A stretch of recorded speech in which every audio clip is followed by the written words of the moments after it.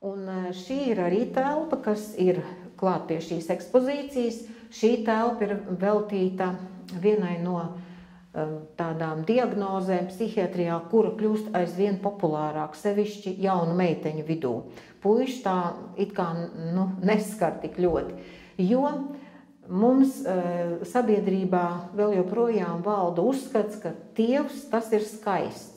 Un ja meitene pusaudze rūpējoties par to, lai būtu skaista un uztraucoties par to, vai ir pietiekami skaista, ļoti aizraujas ar šī skaistuma veicināšanu, tievējot un vājējot, tad var nonākt nepatīkamu diagnožu ķepās, varētu teikt. Tad var iegūt šo diezgan dramatisko diagnozi, kad ir vajadzīga ārstēšanās. Un tā ir ēšanas traucējumi, ir bulīmija un anoreksija, tā ir visbriesmīgākā no šiem ēšanas traucējumu tām izpausmēm. Šeit mēs redzam pie sienām fotogrāfijas. Šī meitene ir modele Aleksandram Sokolovam, fotogrāfam. Viņš mums uzticēja šos fotomateriālus izlikt šajā ekspozīcijā, lai tie ir kā uzskatāmi liecinājumi par to, ka tievs nav vienmēr skaists.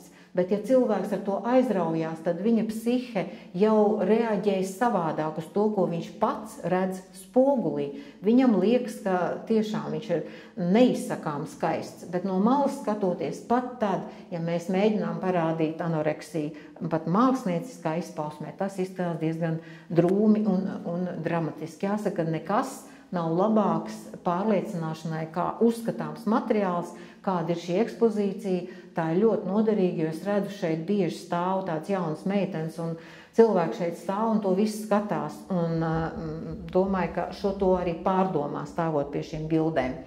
Tas, ko mēs vēl redzam tālāk, tad ir mūsu profesora Biruta Kupča. Es paņēmu no viņas vienas intervijas, tādu izrakstu, viņas stāstu par to, kāda viņai ir pieredze ar šīm psihiatriskajām diagnozēm.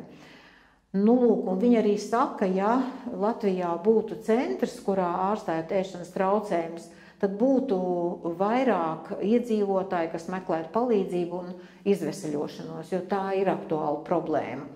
Vēl arī ir interesants materiāls no profesora Imanta Eglīša grāmatas. Viņš bija pirmais izglītotais psihiatrijas doktors ar grādu un ir sarakstījis vairākas grāmatas, ļoti talantīgs psihiatrs. Te no viņa grāmatas, kas ir izdota 1974. Gadā, ir neliels tāds izraksts, kā vispār ēdina mūsu pacientus, ja viņi atsakās ēst. Viņiem nepatīk, liekas aizdomīga tas ēdiens, ka tur nav varbūt kaut kas ir pielikts klāt, tie cilvēki, kas baro nav īsti tādi, kā gribētos, un vispār atsakās ēst. Tad kā rīkoties? Arī tāds interesants materiāls, un ir ļoti interesants arī materiāls. Šeit pie sienas ir vēl viena tāda planšete, kur mums ir liecība par to, ka šeit bija badošanās nodaļa.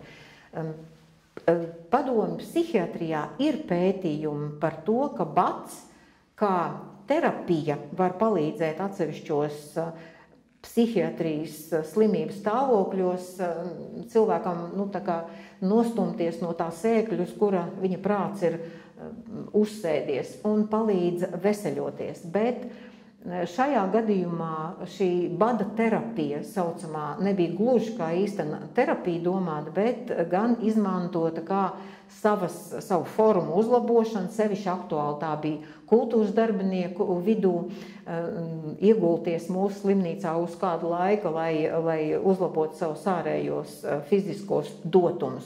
Un jāsaka tā, ka tad, kad atmodas laikā šo mūsu nodaļa aizvēra, tad bija liela pārdzīvojuma, ko un tagad darīs, kā un tagad uzlabos to ārējo izskatu.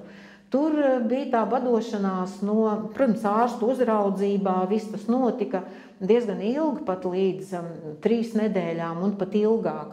Un uz šo nodaļu savā laikā esot bijusi tiešām liela rinda, nemaz tik viegli nav bijis iekļūt šajā nodaļā, lai uzlabot šo savu ārējo izskatu. Un vēl es gribu teikt, ka mums šeit, mūsu telpā, ir centrā stāv mums svari, uz tiem ir ļauts uzkāpt. Šeit var arī nomērīt to garumu, ja pavelkot uz augšu, cik cilvēkam tas augums ir liels. Te ir tie atsvari šeit, lai šo svaru nolīdzsvarot. Un te mēs esam nolikuši formulu. Tātad pēc kuras var pateikt ķermeņa svaru un noteikt, vai ir nepietiekama ķermeņa masa, vai normāla ķermeņa masa, vai lieka ķermeņa masa, vai aptaukošanās. Attiecīgi formulu, ievietojot vajadzīgos parametrus, un cilvēks pats sevi var notestēt, kas viņam ir jādara, vai ir jāēd vairāk un jāmēģina uzlabot savu pārāk vājo ķermeni, vai un tiešām pēdējais mirklis ir domāt par to, kā svaru samazināt, jo tas, protams, ka ietekmē sirdi un rada citas nelaimes un slimības simptomus. Tāda ir šī te uzskatāmā nodaļa par populāro diagnozi ēšanas traucējumi.